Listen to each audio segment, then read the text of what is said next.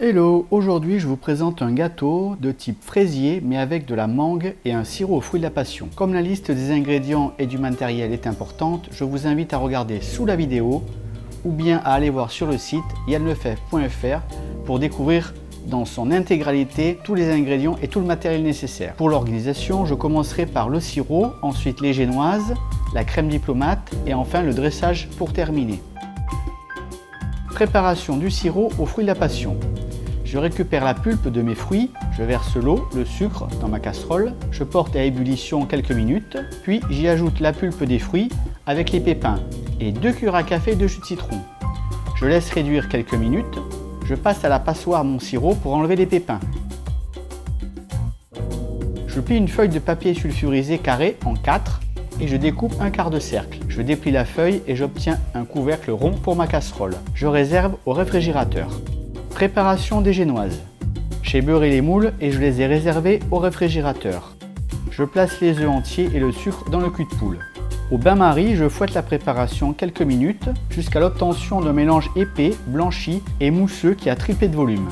Je change mon contenant trop petit et je continue de fouetter hors du bain-marie jusqu'au refroidissement de la préparation mousseuse.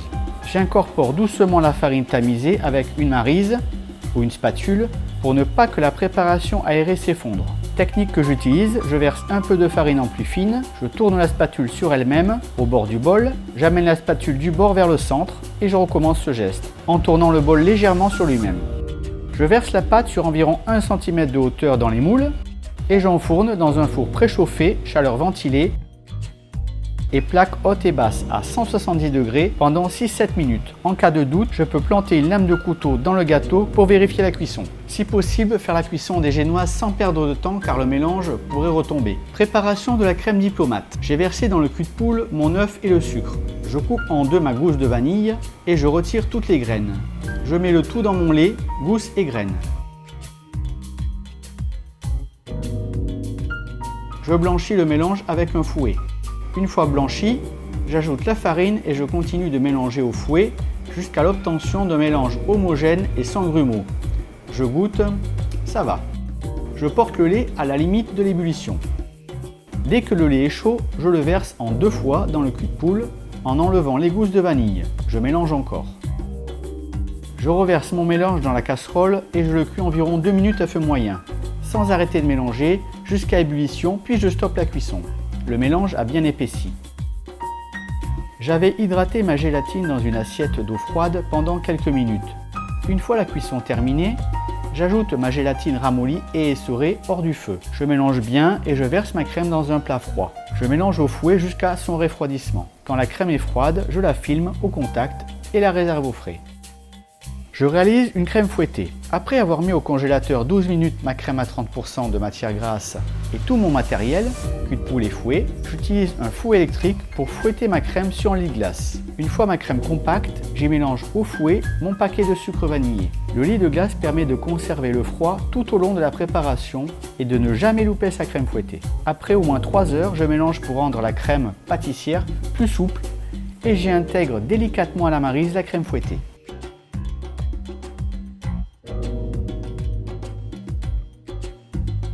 Le dressage. La brunoise de mangue. Je coupe les extrémités, j'épluche la mangue avec un économe, je la coupe en 2 de manière à suivre au maximum le noyau. Je coupe de nouveau le morceau avec le noyau de la même manière. Je découpe le reste de la même manière en suivant le noyau. Je prends mes gros morceaux et je coupe des tranches d'environ 5 mm. Et je découpe en brunoise toute la mangue. Une fois terminé, j'arrose de citron pour éviter que la mangue noircisse et je réserve. Travail de la pâte d'amande. Bien que ce ne soit pas difficile à réaliser, pour gagner du temps, j'ai acheté un peu de pâte d'amande colorée. J'étale la pâte d'amande en bandes rectangulaires, largeur égale hauteur du gâteau, soit 6 cm, et longueur égale circonférence du gâteau, environ 72 cm. J'utilise du sucre glace pour travailler la pâte d'amande, comme on utilise de la farine pour travailler la pâte à pain. J'obtiens 2 morceaux qui font plus de 72 cm. Je les collerai bout à bout et j'ajusterai la longueur exacte une fois sur le gâteau à la fin du dressage. Empilement des génoises. J'imbibe mes 3 génoises avec le sirop aux fruits de la passion. J'empile les couches de génoises imbibées de sirop, intercalées avec la brunoise de mangue et la crème diplomate vanille. Sur le dessus du gâteau, je mets seulement la brunoise de mangue. Je recouvre le contour du gâteau avec la bande de pâte d'amande colorée. Et voici le résultat. N'oubliez pas de liker la vidéo si vous avez découvert la recette, si vous avez aimé ou tout simplement pour m'encourager. Partagez, abonnez-vous pour me suivre et n'oubliez pas que toutes les recettes sont détaillées par écrit sur le site web yanlefebvre.fr. Merci d'avoir suivi la vidéo jusqu'au bout et à bientôt.